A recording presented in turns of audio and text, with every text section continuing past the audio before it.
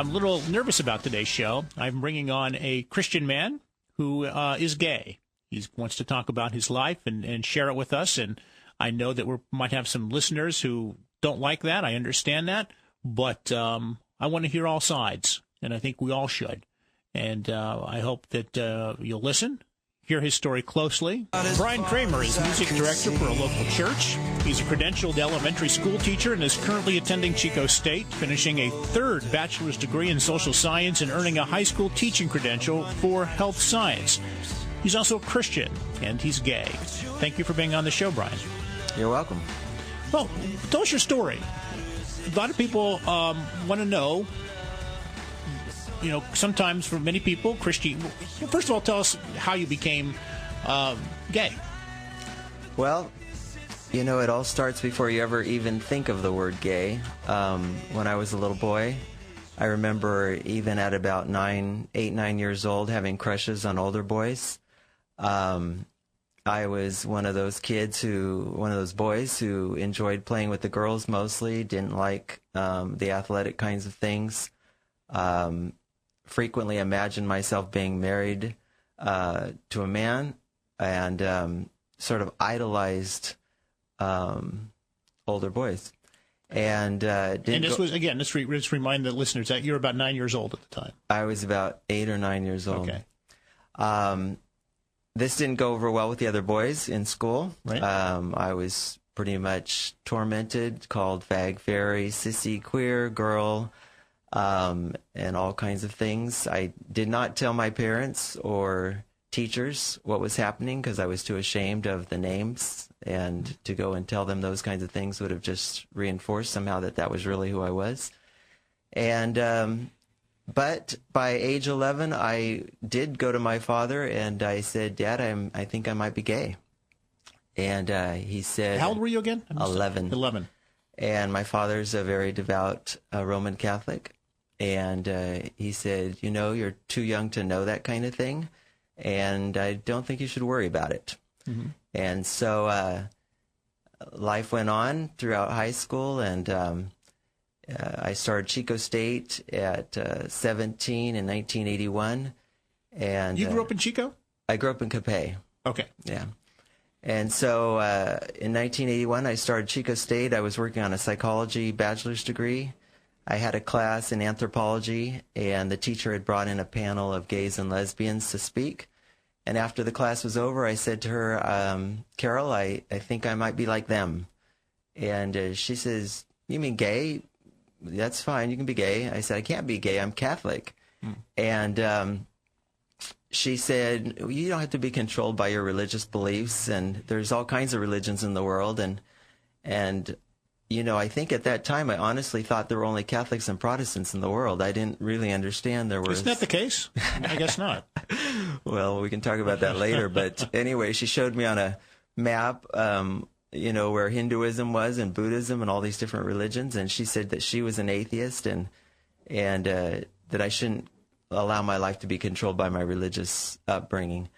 And so I went home and I thought about that, and I thought, you know, I've never known what it was like to not believe in God, and I'm going to try it for a couple of days. I'm just going to pretend and see what it feels like to not believe in God. And I remember the day that this happened, I de-Christianized my home. I took everything off the walls. I had lots of posters about Christ and an open Bible and all kinds of religious icons because my faith was always important to me. And that night I sat down and I started to say the "Bless us, O Lord, in these thy gifts." And then I said, "Wait, atheists don't pray." So I didn't pray. And I remember thinking, wow, it's okay to eat and not feel guilty or be afraid that this angry God is going to be mad if I don't thank him. And I had this overwhelming sense of freedom at first. Mm-hmm. And so that experiment turned into me deciding I didn't believe in God. When did you go back to God? 3 years later is when I... So about 21, 22 years old? Yes, okay. I was 21. Yeah, but I went home and told my parents that I'd become an atheist and that I wasn't going to the Catholic Church anymore, and they were very disappointed. And which was worse, the atheism or the homosexuality in your eyes? Oh, gosh. How about if I keep the story going and I'll tell you when I get there? Because okay. I had told my parents that I was an atheist, and then shortly after that I changed it to agnostic because I felt like I wasn't really sure there was no God. And then finally, when I felt so free I could be gay, because I had always felt like I was gay since I was young, I came out as gay. And my mother cried and my father got teary, and again he said, I don't know how you can be sure. And I said, I'm sure. I think the most difficult thing for them was 3 years later when I got born again. And suddenly I was convinced that they were going to hell because they were Catholics, because I was exposed to a very fundamentalist teaching that you had to be, quote, saved.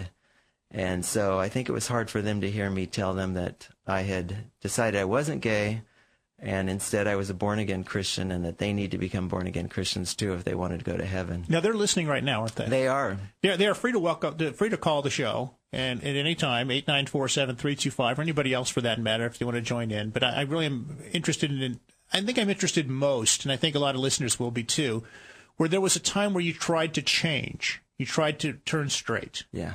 And I do want to hear that. That sounds where did you go to do that?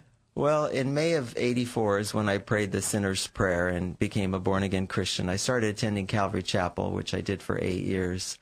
And in the course of 16 years, from 1984 until 2000, I was celibate. And I was celibate because I believed at that time that being gay was a sin, and that God's best was to be celibate or try to be straight. So during those 16 years, I literally prayed every single day to be straight. I read all kinds of books about being straight. I went to counseling and worked through all my so-called father issues and all my mother issues. And these are, I say so-called because this is the teaching is that you have a bad relationship with your parents, and that's how you end up being gay. And this was 2000. Year 2000? This is continually in a lot of different instances from 1984 to 2000, 16 years of celibacy. During that period, I'm avidly reading books on how to be straight. I'm dating women, repeatedly getting into relationships where they fall in love and then I dump them because it's overwhelming. I'm too scared and it doesn't feel right. I feel like I'm faking it. 2 times in that period, I was exorcised, meaning that people attempted to cast out demons of homosexuality. Did this happen in Chico? Where was it at? The first instance of the attempt to cast out demons of homosexuality was actually in Mexico in 1989. I had gone to Mexico as a missionary, and one of the other missionaries prayed over me and attempted to do this. Of course, I thank God that nothing happened. That would have been very frightening, but there were no demons to cast out, but that was his effort. The second attempt was while I was working at a mission agency in Pasadena, which I was there for 6 years, from 1994 to 2000, and a Christian therapist who specialized in exorcisms and spiritual warfare prayed over me and, again, attempted to cast out the demon of homosexuality, which, again, there was no manifestation or any evidence of demons. What's the closest you came to changing, to going straight? Did you come close at any point where you were like, the brass ring, if you want to call it that, is almost there. I'm close to making the transition, but I can't quite do it. How close did you get? Well, I think most fundamentalists, and what I would have said back then, was that the fact I was celibate for 16 years, successfully so, that was success. And that was kind of what success was just not engaging in homosexual behavior. However, for me, I don't think there was ever a period of time that I ever felt close to being straight, ever. And that was the most difficult thing, was feeling like I'm misrepresenting myself to these women, because there were about 4 or 5 of them that I got in relationships with. And the last one, before I actually decided I wasn't going to continue to try to be straight, was in about 98, 99 at this mission agency where I worked. And I brought her home to meet my parents. And my mother asked me privately, are you just crazy about her and you just want to hug her and kiss her and hold her and tell her all your innermost secrets? And I thought about it. I said, no, but I'm sure once we're married, it'll come. because my belief was that if you follow God, he'll give you the feelings. There was this little caboose illustration where facts go first and then feelings follow. And so I had been taught throughout those years that as long as I obeyed God, eventually the feelings would come. But the feelings never came.